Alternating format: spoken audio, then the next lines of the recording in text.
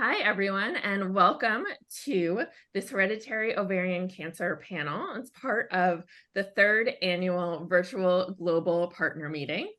And there's been some previous sessions this week. So previous sessions leading up to today have touched on various topics related to ovarian cancer, including an update on low-grade serous ovarian cancer, a session focused on caregivers, and a series of updates on research developments.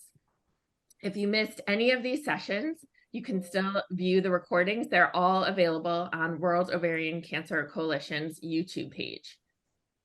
I am very excited to be moderating today's panel discussion about hereditary ovarian cancer and genetic risk on behalf of the World Ovarian Cancer Coalition. The coalition's vision directly speaks to people at risk for ovarian cancer.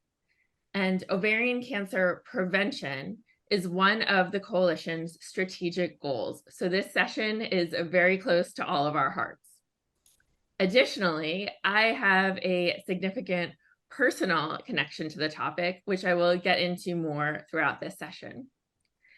So let's get into it. Today we've brought together an incredible panel. Thank you all for being here. We have global clinical and scientific experts, as well as patient advocacy leaders and patient perspective to talk about the latest insights on hereditary ovarian cancer and what people need to know about genetic risk, preventative measures, and more. So to start out, I will introduce myself and then have all the panelists introduce themselves as well. My name is Jennifer Garum, and I am a BRCA1 positive ovarian cancer survivor, and I'm also a breast cancer previvor, meaning I took preventive measures to lower my risk of breast cancer. I'm also an advocate and a journalist. As a journalist, I specialize in topics related to cancer. And I also consult with healthcare-related companies and organizations to help them develop meaningful patient communications. And with that, I am honored to introduce our panel for today. And I wanted to start with Dr. Karen Liu. Could you introduce yourself, please? Sure. My name is Karen Liu, and I'm thrilled to be with you all today. I'm the chair of GYN Oncology at MD Anderson Cancer Center. And I am the co-director of the Hereditary Cancer Program at our institution. And I've spent the last 25 years focused on inherited cancer risk and gynecologic cancers, both in terms of identification with genetic testing and also with novel strategies for prevention. Thanks. Thank you. Next, Suki Yoon, please. Hi, good evening. Thank you for having me here today. My name is Sui. I am a genetic counselor based in Malaysia. I work with Cancer Research Malaysia and mainly on hereditary breast and ovarian cancer, with a focus on the psychosocial impact of genetic testing among Malaysians and Asian patients here. Thank you so much. Next, Professor Adam Rosenthal. Hi there. Thank you so much for asking me to take part in this really exciting panel. So I'm Adam Rosenthal. I'm a consultant gynecologist working in University College Hospital, London, and I really am a cancer prevention surgeon. I've spent, much like Dr. Liu, I've spent much of my career looking after women at increased risk of gynecological cancer and doing my best to help them through the process of coming to have risk-reducing surgery, and also lots of research on surveillance for ovarian cancer in this group has been another major part of my career. Thank you so much. And Diane Rose. Hi, thank you for having me today. I'm Diane Rose. I'm the Vice President of Volunteer Programs at FORCE, which is Facing Our Risk of Cancer Empowered. FORCE is a national nonprofit organization that improves the lives of millions of families and individuals facing hereditary breast, colorectal, endometrial, ovarian, pancreatic, and prostate cancers. I too am personally affected by hereditary cancer. I tested positive for the BRCA1 genetic mutation following my paternal aunt's stage 4 ovarian cancer diagnosis 20 years ago. I have over a decade of advocacy experience, and I currently serve on several research group committees. My role at Force includes managing our volunteer team. We have over 350 people as volunteers at Force, and I help to train them through our Volunteer Force Academy. And I also lead Force's research initiatives. We collaborate in all phases of hereditary cancer research, and I'm happy to be here today. Great. Thank you so much, everyone. I'm just so honored to have such an all-star panel assembled today. I just wanted to kick off briefly talking about my own personal experience and why this topic is, I'm so passionate about it. It's so important to me. And that is that I was diagnosed with stage 3C ovarian cancer at the age of 43, having no knowledge of any cancer history in my family, basically. No women had breast cancer, no women had ovarian cancer, and I literally thought I had no risk. And what happened is then I got genetic tested. I found genetic testing. I found out I'm BRCA1 positive, and my family did the cascade testing. Okay, so I did genetic testing, and then I found out that only men in my family are positive for BRCA. So it's like my father, another man there, I'm the only woman. And they, although have a little bit of a higher risk, it's not like women. So they've never developed cancer. So basically, I've just become very passionate about it because there was no history. There was no reason to think I was high risk. I am Ashkenazi Jewish descent, so there's that. But just, I really want to spread the message that just because you don't have visible cancer in your family doesn't mean you're not at risk and you're just in the clear, and to really open up these kinds of conversations, and that it can be hiding in men, and it just doesn't necessarily have to be visible in your family. So that's where I come from and why this topic is so important to me. So I wanted to start off with a question for everyone. So anyone who has an answer, please jump in. And that is, what are some of the key challenges in raising awareness about hereditary ovarian cancer and its risk? And I do want to talk about how these challenges vary from country to country and in a high resource setting versus a low resource setting. So I'd like to start with Suki to get your perspective, and then anyone else that has any thoughts on this, please jump in. Again, what are some of the key challenges in raising awareness about hereditary ovarian cancer and its risk? Great. Thank you very much. And I'll start first. Coming from a low medium income country with limited resources, there is actually very little awareness program for ovarian cancer. Most of the ovarian cancers are still detected at late stage, which proves to be an issue when it comes to treatment. But also there is a stigma overall about cancers in general. So it's not really well spoken of, and many people actually don't really know what their family history is. And compared to breast cancer, ovarian cancer numbers are smaller, which means it gets even less attention. So there is an increasing awareness about breast cancer, a lot of focus in that. But among women's cancer, ovarian cancer is still quite far back when it comes to awareness. So hoping with work with the Ovarian Cancer Coalition, even in low medium income setting, we're able to model some of the awareness work that already has been ongoing, and perhaps we can roll it out without reinventing the wheel. Thank you. And then you said there's stigma, so that there's just, I mean, in general, there's stigma about talking about illness, but culturally specific to where you are, would you say that's a pretty big piece of it? It's just people don't talk about that, and that's like a big barrier to overcome. And still a lot of misinformation, even though we try and clear some of it. So people still believe that certain cancers might be infectious, and it affects family settings. So some of that is still ongoing, which makes awareness quite difficult because cancer in general is not really being discussed openly. Yeah, so that's hard because it's like cancer in general isn't being discussed. So there's a stigma with that. And then ovarian cancer has additional stigma because it's reproductive organs. And so that's definitely a challenge. Anyone else want to jump in with some of the key challenges you see in raising awareness about hereditary ovarian cancer and risk? Jen, may I butt in Yeah, here? please do. I'd say something that we consistently come across, at least in the UK, is a misconception amongst not only the public, but also healthcare professionals, that these genes are only passed down through the female line, because they tend to only cause female cancers, although, as we're all well aware, BRCA2 in particular can cause pancreatic cancer in men and women and prostate cancer in men. Unfortunately, lots of people think that because it causes breast and ovarian cancer primarily, it's not something that men pass on. And this has caused avoidable problems for sure. Great. Anyone else want to jump in before we move on to the next question? I was going to say, from a positive standpoint, now there's recommendations that all women with ovarian cancer should undergo genetic testing.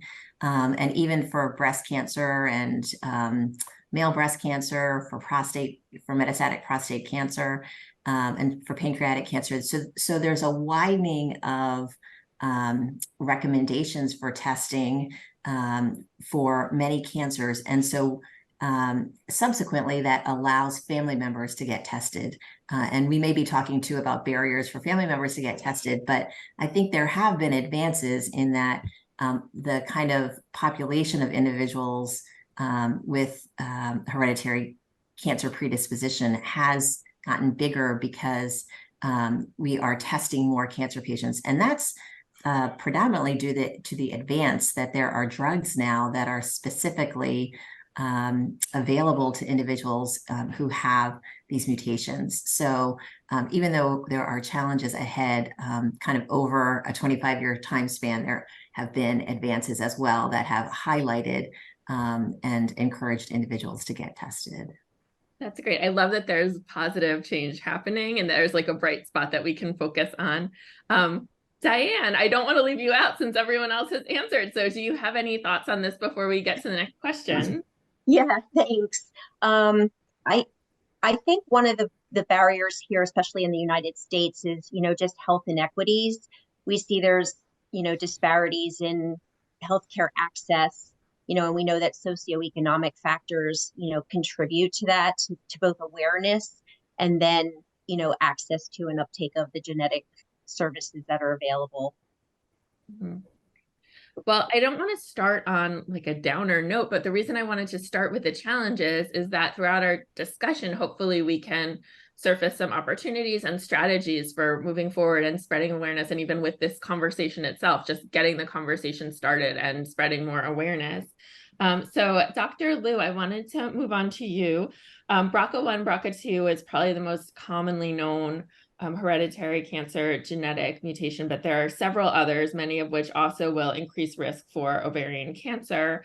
And I was just wondering if you could briefly talk about some of the other genetic mutations that do increase ovarian cancer risk and, approximate percentages, just to give people an idea. It's beyond BRCA, that's not the only one.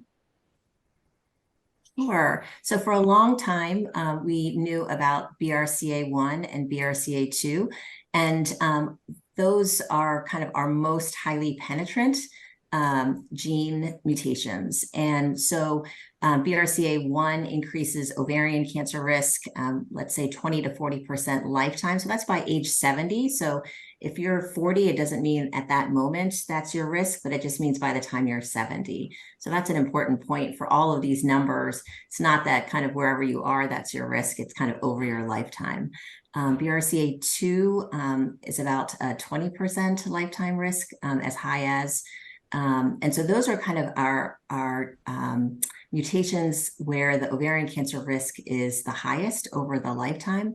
Then I call the next set of genes a little bit of alphabet soup. So there's like lots of different genes that are not quite as penetrant. There's the Lynch syndrome genes, and those increase risk for colon and endometrial cancer primarily. So if you have in your family a lot of young colon cancer or young endometrial cancer, you might be wanting to think about Lynch syndrome. And the risk for ovarian cancer, it may be a different type of ovarian cancer, not the typical high-grade serous ovarian cancer. And the lifetime risk may be more around 10%, so not quite as high. And then there are what we call moderate penetrant genes, and these include RAD51C, RAD51D, BRIP1. So those genes, we believe, increase ever so slightly. So not a general population, we quote about a 1.5% lifetime risk. And this may be more between 5 to 10%. And it's also an older age.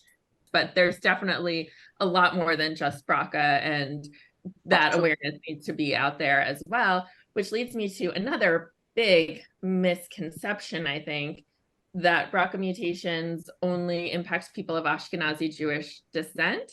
And can you clear up this misconception and speak to how BRCA and other genetic mutations can increase ovarian cancer risk and cancer risk in general to people of all races and ethnicities? And even BRCA is so associated with Ashkenazi Jewish population, but really, it goes much beyond that.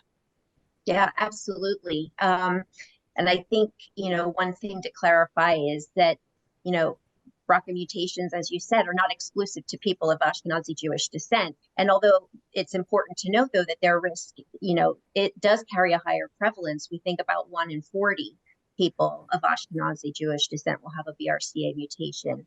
But BRCA1 and BRCA2, and all the other genetic mutations, can occur in people of any ethnic or racial background. And one thing is important to note is that, it really is based on your individualized, personalized risk, so you should really look into your family history. And as you said, you didn't really have a family history. And that's the same in my family. My mutation is passed down through my father, and mostly men in the family. And so we saw, a lot of colon cancer and other cancers, but not the female cancers. And so it wasn't the red flag until his sister was diagnosed with ovarian cancer.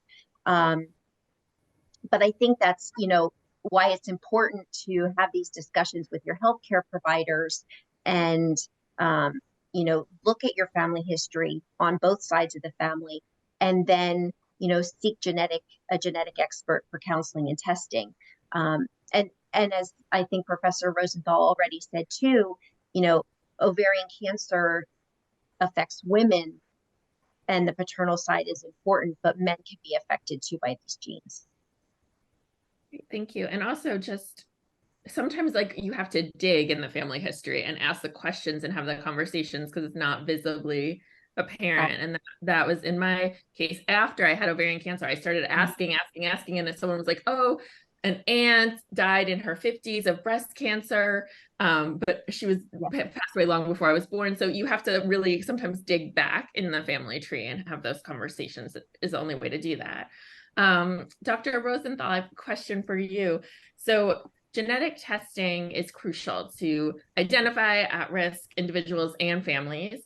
Could you explain why and describe the genetic testing process, including its benefits, who should get genetic testing, how people can access it, when they should get genetic testing, and what the system might be? I know you're in the UK, so this is going to vary from country to country, but maybe any cost associated. I know that's going to vary widely, but just the process, when should people do this? At a certain age, or just walk us through the process for those who don't know how this works.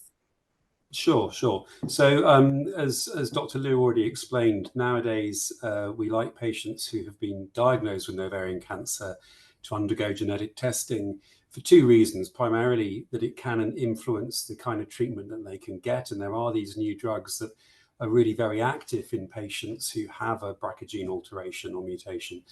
But in addition, there's this incredible positive advantage of the cascade testing. So once someone's been identified as having such a gene alteration, and probably around 1 in 10 of the usual kinds of ovarian cancer, you will identify one of these gene alterations in the individual with that cancer, then they may have maybe 3-4 relatives, and on average, half of the first-degree relatives would be expected to carry the same gene alteration. And then you've got this wonderful opportunity to have some real positive impacts on those unaffected people by giving them the opportunity to have preventive surgery and, where appropriate, certain forms of surveillance. So although it's obviously devastating for an individual to be diagnosed with ovarian cancer, at least there is now this silver lining that if they are found to carry a BRCA gene alteration, they can have a hugely positive impact on their blood relatives. So that's the first group of patients that we would expect to be tested now as routine, at least in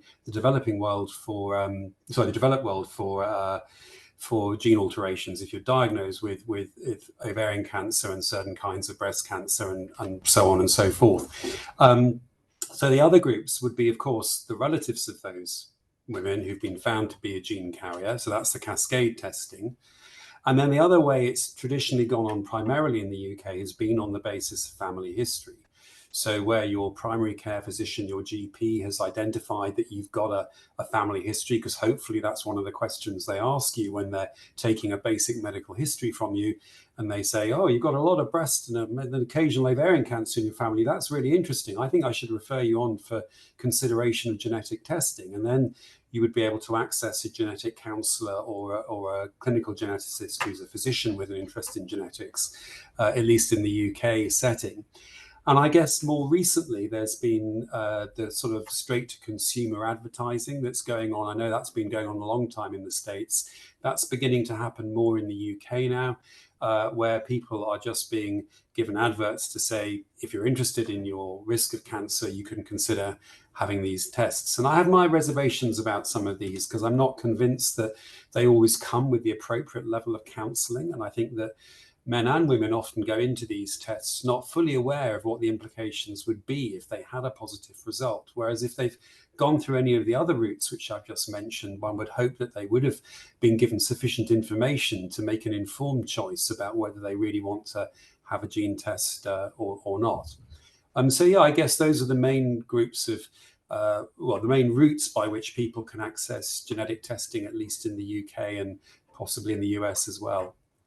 Great, thank you. And you actually brought up a great point that I want to go into a little bit more, is the direct-to-consumer testing and sort of the reservations around that. And there's, I think, some confusion. So in the US, there's like the DNA, like ancestry type of tests. And then there are actually genetic tests by companies or organizations that they actually provide genetic counseling with it. It's more kind of comprehensive. So what would it seem, do the DNA test, do they even do like a full panel? Are you even getting all the information? Could you get that you don't have risk and that's inaccurate, like that result, because they didn't do a full panel? Or Dr. Liu, if you want to weigh, Professor Rosenthal, either if you want to weigh in on sort of like the caveats, like beware if you're just going to get one of these direct to consumer, what you need to be looking for and avoiding.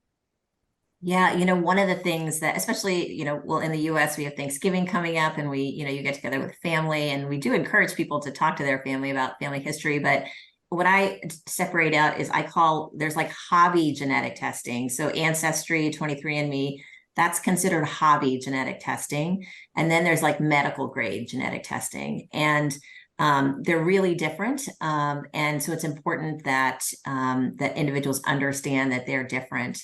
I think that one of the things that we all as a group have been talking about is how do we overcome barriers to genetic testing? And so that concept of, sitting at home and getting on a website and learning a little bit more about genetic testing, and then being able to do a spit kit and sending it.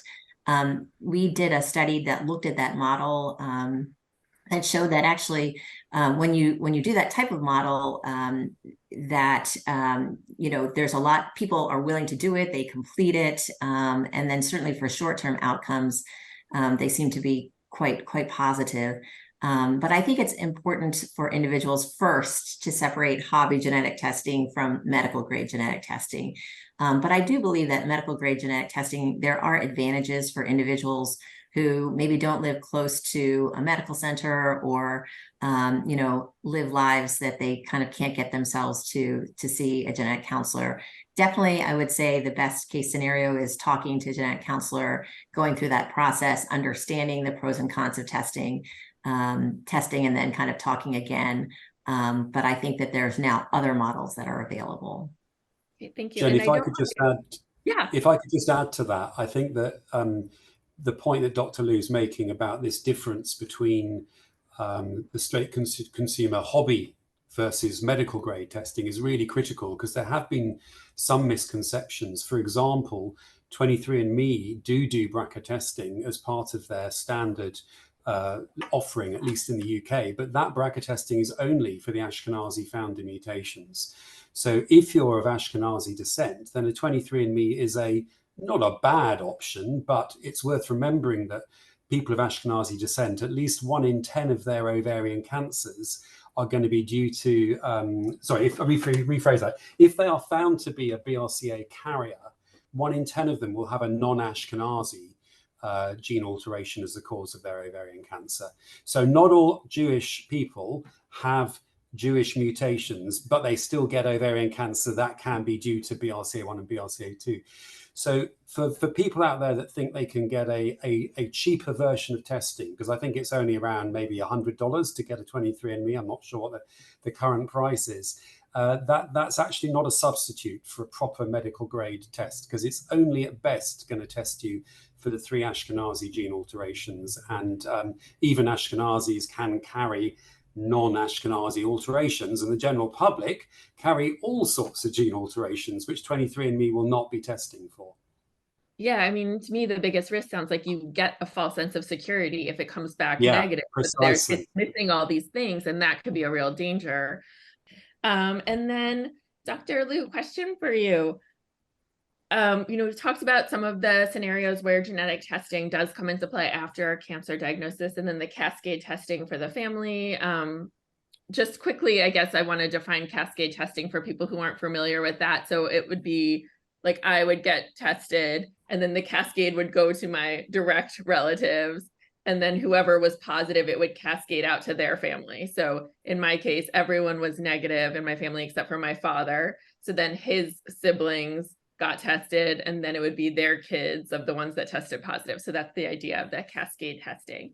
So for Dr. Liu, we've talked about these scenarios where genetic testing is happening more, which is great. After a diagnosis, it can help inform treatment options. But why isn't genetic testing more widespread when we see such great benefit? How can we work to change that? Why isn't it more widespread? And ideally, who would you like to see get genetic testing, and when in their lives would this happen in an ideal scenario?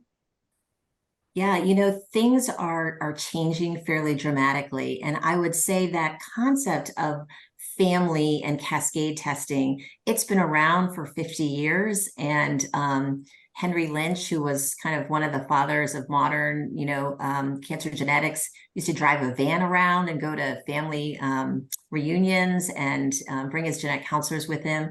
And, there is a lot of wisdom in that model because the modern family is spread across the country or spread across countries. And there's every family has kind of has their own quirks, but there are real barriers so from a purely medical standpoint, we see it as only positive that, if you've identified a breast cancer patient or an ovarian cancer patient as being positive for a BRCA mutation, that when their family members test, if they're found to be positive, that's empowering information. But family members don't all see it that way. And it can be very scary, especially for individuals who, there's just a lot of fear around cancer. And so those barriers are real. And so there are a lot of efforts to look at how to make cascade testing more effective, how to decrease those barriers. There are studies like the study we did, Magenta, that looked at just based on family history and sitting at home and doing a spit kit. Would that help to decrease barriers there? I also just wanted to quickly just explain to people watching who might not be familiar with the process of genetic testing. And so I want to share what my experience was, and then please, Suki, jump in if there's anything I'm missing. But for me, I was referred to a genetic counselor. after I actually got my BRCA1 positive result first. So I guess sometimes people might get a genetic counseling before they actually do like the blood test or the saliva testing. I did a family history, like they drew out a diagram of everyone and tried to identify other people who had cancer in the family and explain the process. And then and what so I guess I didn't have genetic counseling before. I think I've heard normally it happens before the genetic test where people say what to expect and everything. I just had it after my results, actually, now that I'm remembering it. So I was told, like, you also have a breast cancer risk. This is what we recommend. You should see a breast specialist and such. But I guess the typical procedure, if I'm correct, is to see a genetic counselor before the test to kind of set up expectations. Is that right? And then so it bookends the test with a before and after visit. Yeah, that will be ideal to have a full session with a genetic counselor before doing the test. But in the cancer setting, I think it's becoming more common for the attending clinician. So it may be the surgeon, it may be the oncologist to actually talk about this and to give the information, because that shortens the time to when the test can be done. So that's becoming more, but that is also a form of genetic counseling, about giving the right information to the patient.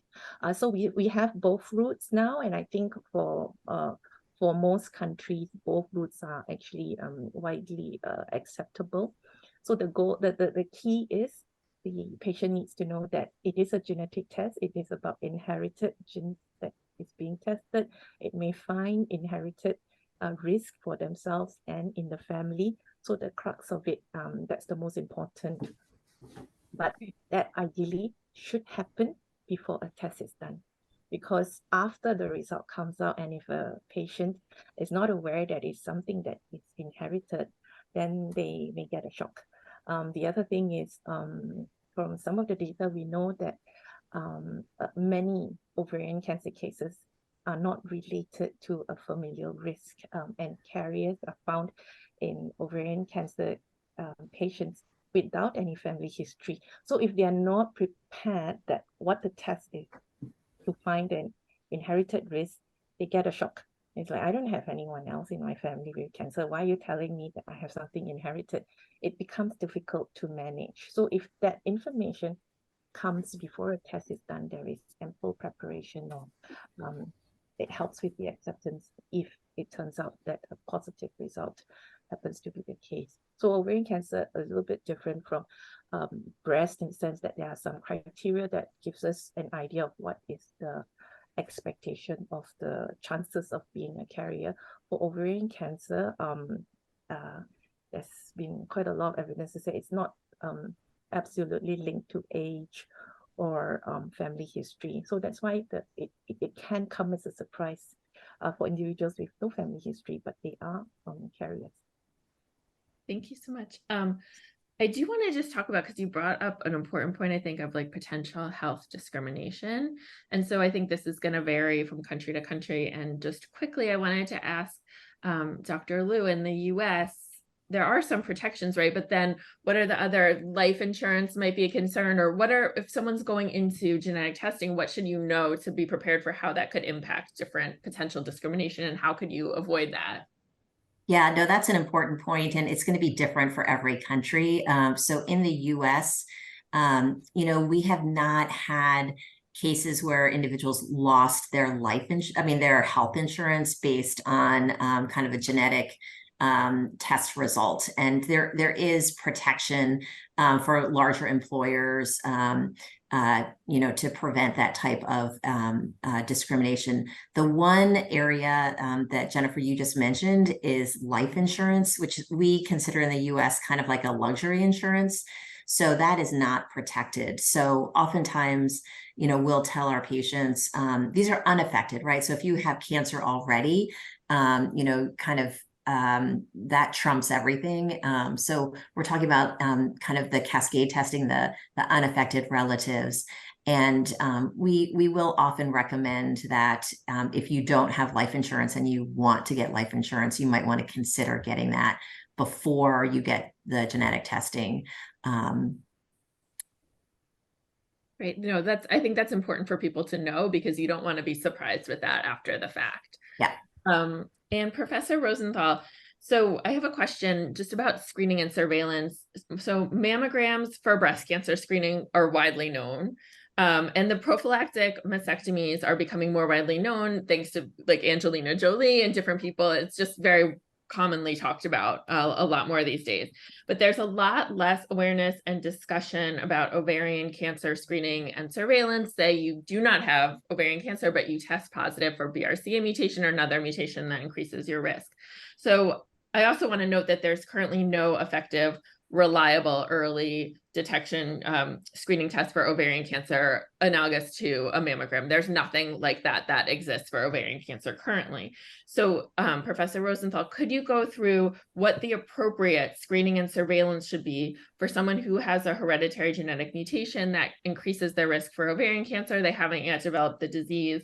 What are the risk reducing surgery options, and what ages should this all be done at? So the short answer is it's complicated. And it depends on which gene alteration you've got, and it depends on whether you've completed your family or not, whether you are prepared to take hormone replacement therapy if you have a premature menopause because your ovaries are removed, and whether you've had a previous breast cancer, because that will usually, in most cases, prevent you from having HRT as an option if you have your ovaries removed. But the key message I guess I'd want to get across is the right thing to do if you do carry one of these gene alterations that increases the risk of ovarian cancer is to have risk reducing surgery, because that is the only way you can guarantee preventing getting an ovarian cancer. And unfortunately, surveillance is never going to prevent cancer, at least not with current technologies. So it's not a question of should you have the surgery, it's really a question of when should you have the surgery, in my view. And I'd be interested to hear if Dr. Liu agrees with that. So it's an incredibly individual decision, but surgery is the right way to go. There's a lot of research going on at the moment around the world, including in the US and the UK and Europe, looking at the option of risk-reducing salpingectomy, which means removing the fallopian tubes only, and then coming back to have the ovaries removed closer to the age of natural menopause. And the idea behind this is that in BRCA carriers, the ovarian cancer seems to start at the end of the fallopian tube in the majority of cases. For those of you that aren't aware, you've got two fallopian tubes either side of your womb, and they're really there just as a tunnel to collect the egg when it's released from the ovary, and then the egg gets fertilized by the sperm in the fallopian tube, and then the pregnancy then hopefully implants in the uterus to become a successful pregnancy and give you a child. So the fallopian tubes, that's their only purpose. There's no real bad effect on your hormones as far as we're aware at the moment in terms of having your fallopian tubes removed. And we think that it may offer a high level of protection against ovarian cancer if you're a BRCA carrier, but this is yet to be proven, okay? This is still experimental. And it's certainly in the UK, the women having this kind of surgery are doing it through a big clinical trial that's following them up and making sure that A, they hopefully do come back to have their ovaries removed closer to the age of natural menopause, but B, that if they are unlucky enough to develop a cancer despite having their tubes removed but not yet having had their ovaries removed, we really want to know about it, because clearly this is going to be the incredibly important information that tells us whether we might in the future have a technique we can offer women that would offer them protection without depriving them of their fertility and their hormones, which is sort of the holy grail, I think, of this area of medicine. So getting back to your surveillance question, I've already explained that surveillance can't prevent cancer. We've run a number of clinical trials, and Dr. Liu, I know, has run some similar trials in the US. And what we've established is if you use a blood test regularly, you can diagnose cancers before they cause symptoms. And that does seem to reduce the stage at which they are diagnosed.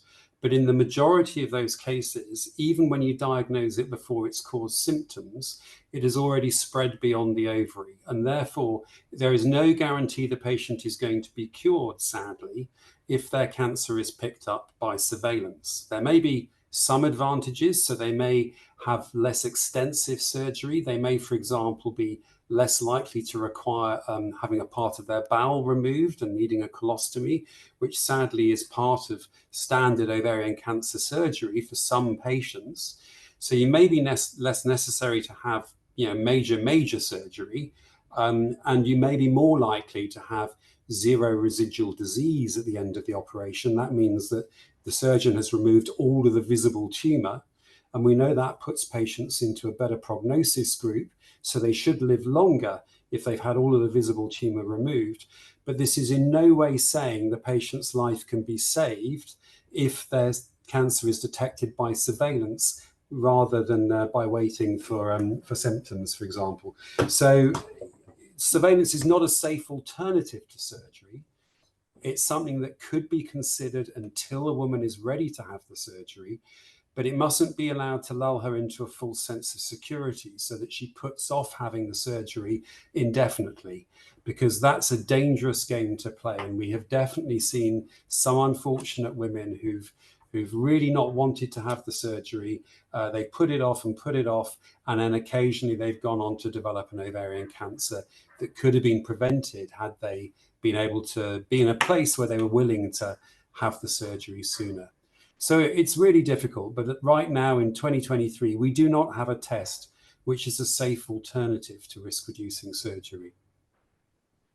That is a great point, that you could just be lulled into a safe sense of security, that I really want to emphasize for people to not do that, because you could think like, I'm going for my checkup every 6 months and doing all these things. But if that's really, you don't want to stay in that place of just feeling like, oh, I'm taking care of it.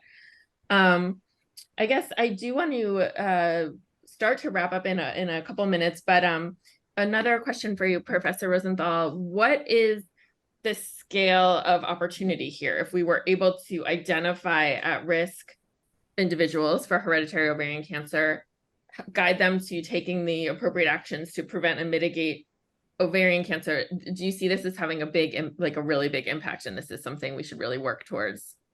Yeah, I mean, I think that we can accept that around 1 in 10 ovarian cancers are due to inheritance, and due to not just the genes we've been talking about, but those genes will account for a large proportion of the inherited cancers. And Dr. Liu, I think, had already been talking about this idea of population level testing. This is where essentially you could offer the entire population genetic testing, maybe when they reach adulthood. You certainly wouldn't want to do it any younger than adulthood. And legally in the UK, you can't test people under the age of 18 for these genes. But it is almost certainly cost effective for healthcare systems to know the BRCA status, for example, of everyone in their country, because it is so much cheaper to prevent ovarian cancer than it is to treat it. And for the lower middle income countries, I would suggest that the people with an interest in this area do their best to point out to their governments how incredibly cost effective it is, because maybe that will encourage them to start spending more money on genetic testing, and potentially allowing us to prevent up to 1 in 10 ovarian cancers, which would be an absolutely amazing achievement. And if I saw that happen in my lifetime, I would be just delighted with that outcome. But I think it actually raises a bigger question, because it's not just cancer that we're now testing for. We've got genes that can predict cardiovascular disease and dementia and a whole host of other medical problems. And it's like the science has got ahead of society. Society actually needs to decide how it's going to deal with this information so that it doesn't disadvantage people, because what we really want is for people to do the testing in the knowledge that it gives them power to prevent really bad things happening to them and their family, and they're going to be inhibited from doing that if they're worried about being discriminated against. And yet for society as a whole, it's massively beneficial to avoid these awful diseases, not just cancer, but young heart attacks, young strokes, all of these things. We are gradually getting to a point where we can predict them with higher and higher levels of accuracy. And the last thing we want is a population that doesn't want to get engaged with that because they're worried about how they're going to get treated. Because it's for the benefit of everybody, society as a whole, but for governments that have to spend money on healthcare, it's actually cheaper to prevent these diseases than it is to treat them. Great, thank you so much. Yeah, I mean, just the advantage of all financially, avoiding that loss of life. I mean, it's just invaluable to be able to prevent, even in one person, from developing cancer. Diane, I want to move on to you. So The audience of today's panel is many people from different places, but primarily the audience is people who are representing cancer advocacy organizations around the globe. So Being That Force is a leading organization in the hereditary cancer space worldwide. I wanted to just ask you some questions about some best practices that you could share with anyone watching this call who works at a cancer advocacy or around the globe on some ways they can support this community. So my first question is, how can organizations best support their members and people who contact them who have a genetic predisposition to ovarian cancer and have either already been diagnosed or are previvors yet to develop the disease? So their members, they already have people reach out to them via a helpline. How can cancer organizations best support this community? Yeah, so I have a couple of thoughts on that. And, I'll just start by saying that, not one organization really can offer everything that somebody is going to need throughout their hereditary cancer journey. And so I think it's important that, as an organization, you figure out what it is that you want to do, what you're going to be strong at, and really, develop that material and those services. And then what you can or don't have the bandwidth to do, you point them to organizations, like Force and other organizations who do have that expertise, so that your patients or your constituents are getting what they need at the time that they need it. So some thoughts about, what that could be. First and foremost, it's that credible information, factual information. You want to make sure that, when somebody comes to you and, with hereditary cancer, they're coming to you throughout various stages of their life, people who are young, people who are, prior to childbearing, people who are after childbearing, people who are previvors or now have been diagnosed with a cancer, or they're a caregiver for someone who's been diagnosed with a cancer. You really need to make sure that they have the facts, the information that they need to, get through this first, wherever they are, that decision-making process. So whether you're pointing to national guidelines or whether you're pointing to, like on Force's website, as you mentioned, we have all of the genes linked to hereditary cancer listed, and you can see what the cancer risks are. You can see what your risks are, all the different prevention measures, all the different treatment options. And then within that, we do point people to other organizations or other places, or make sure you seek a genetic counselor. And we have a link to, find a genetic counselor in your area. So, it's meeting people where they are and providing that information. And I think another thing that we want to make sure people are aware of, and, we've touched on it a little earlier, is that there are, research and clinical trials that are available for people throughout all these, phases. There's, opportunities for people to get genetic counseling and testing through research. There's preventative studies for research. And then there's treatment studies. We've seen such a huge response to the PARP inhibitors that have come through, and that all came from research. If people don't participate in these research studies, we don't have the answers for tomorrow, for the next generation. So we want to make sure that people know of all their options for, surveillance and screening and prevention and treatment. One thing I just wanted to quickly go around, because I know a lot of you are personally involved with, or your organizations have these initiatives to help the at-risk population for hereditary ovarian cancer. And I just want to quickly, if you could just say a couple words about that, just to share for people who might want to follow up this video with some more research on their own. So Dr. Liu, I think Diane just kind of mentioned studies and research. Could you just briefly talk about the IGNITE-TX study? Yeah, the IGNITE-TX study is a study that's looking at bringing cascade testing to kind of our underserved populations. And so it is a study in the US that is identifying probands. So those are individuals who have a mutation, and it's looking at how best to deliver the information to family members. And this is currently enrolling participants? It's currently enrolling. And Yeah. so where can, if people just Google Ignite TX? I think if they just Google Ignite TX, yes. Okay, great. Tip for more information. Thank you so much. Suki, I know in our previous correspondence, you had mentioned you have an ovarian cancer support group initiative where you are. Do you want to talk briefly about that? Yeah. So again, there hasn't been any support groups in Malaysia that is specifically for ovarian cancer patients.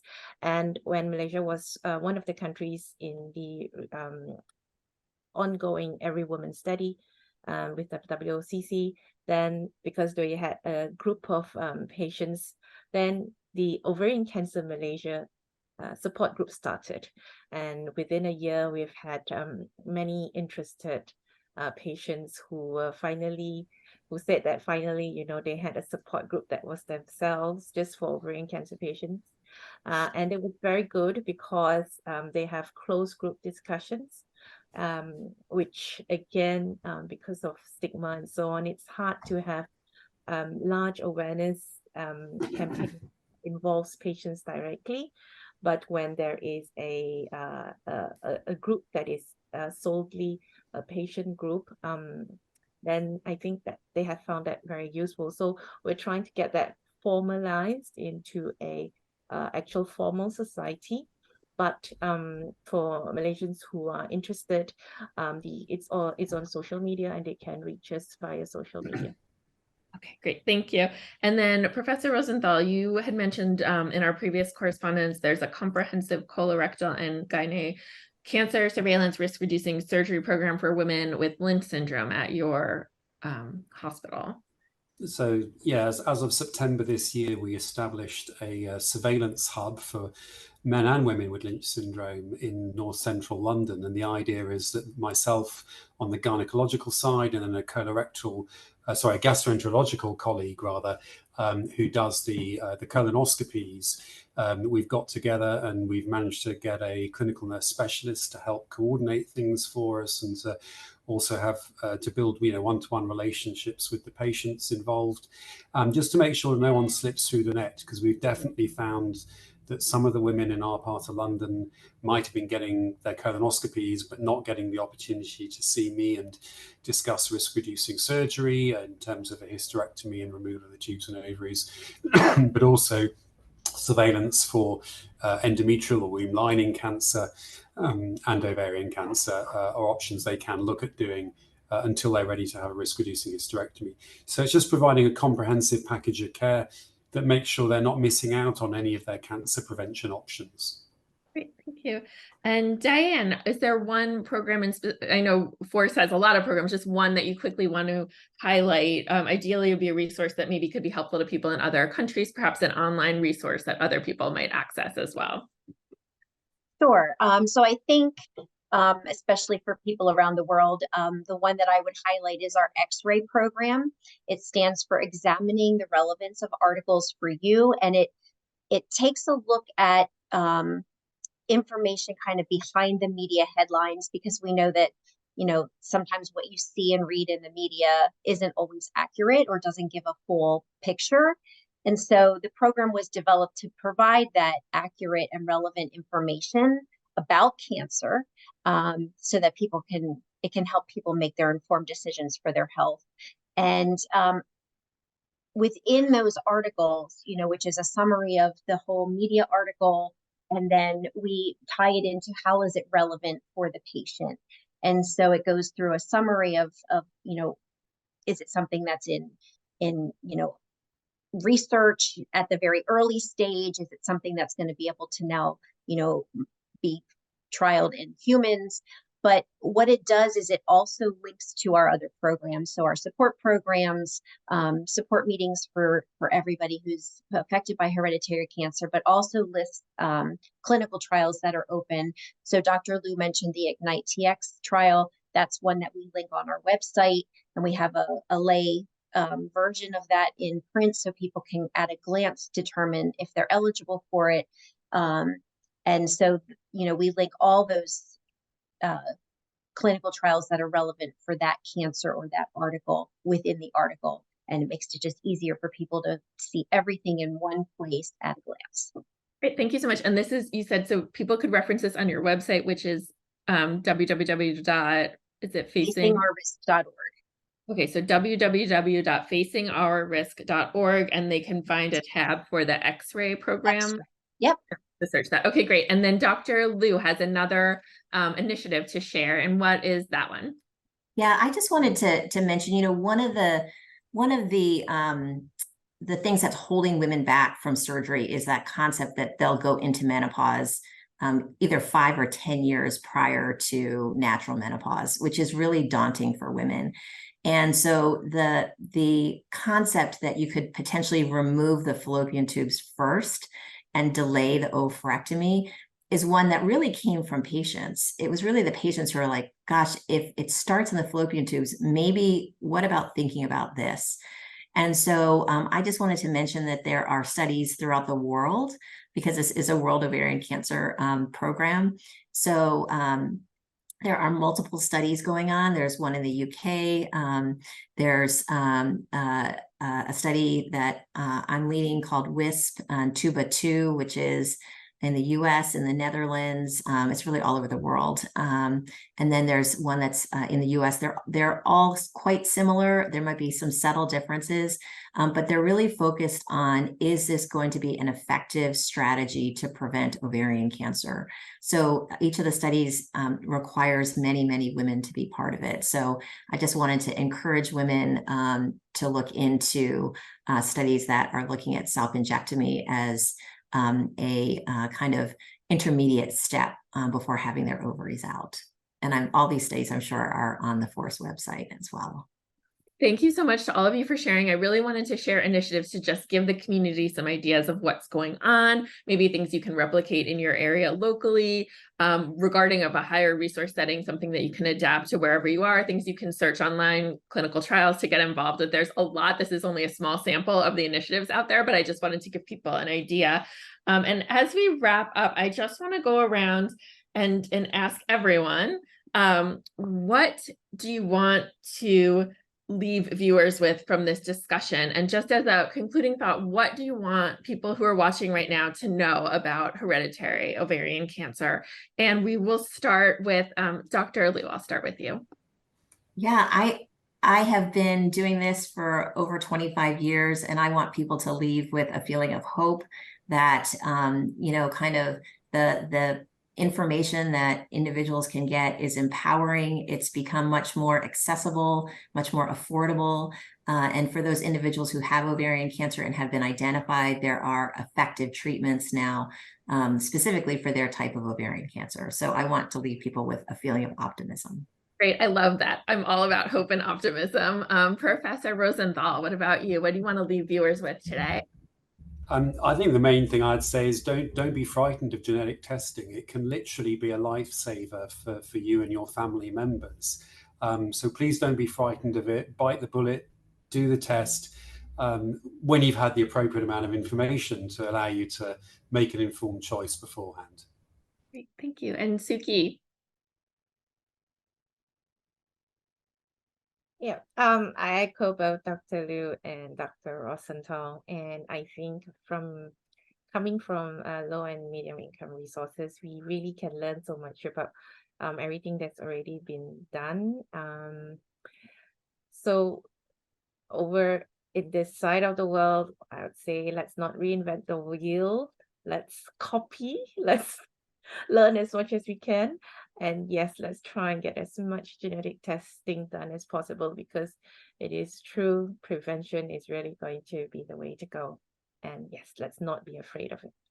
Thank you so much. And Diane, what do you want to leave viewers with today? I would just say you're not alone. You know, there's a network of people, you know, through FORCE, through other organizations who are here to guide you every step of the way. And so, you know, you just need to reach out and connect with others, whether that's healthcare providers or other people facing the same decisions, but you're not alone, and we're here to help you. Thank you. What I would like to leave viewers with today is that just because there's no visible ovarian or breast cancer in your family doesn't mean that you're not at risk. I encourage people to have conversations and dig deep into your family history. I also want to say, as in my case, the genetic mutation, the BRCA mutation was hiding in the men. So it can be in men, and that can be something to think about. And lastly, I want to echo what other people said today, is that knowledge is power. I see it as so empowering to know. And I know it's so scary. You don't want to find out. But what I want to say is what's truly scarier is being blindsided with a late stage ovarian cancer diagnosis. And if you can do anything to prevent that, I really, really encourage you to do that. So I too want to leave people with hope and optimism and the message that knowledge is power, and to be empowered to advocate for your own health. And with that, we will wrap up this wonderful session. Thank you so much for joining us today. Thanks to our sponsors. All the videos from this partner meeting will be available on video. They'll be all on demand until the end of December, and they're also all going to be posted on World Ovarian Cancer Coalition's YouTube channel, so you can view the link there. You can tune in tomorrow, Friday, December 1st at 2 p.m. UTC, and check for your local time zones for the final event of World Ovarian Cancer Coalition's 3rd annual virtual global partner meeting. That will be our Impact Award ceremony, hosted by advisor and patient advocate Tristan Billash. And if you haven't registered yet, there's still time. Just head to the link on your screen to sign up. Thank you so much, and have a wonderful day, everyone. Thanks again.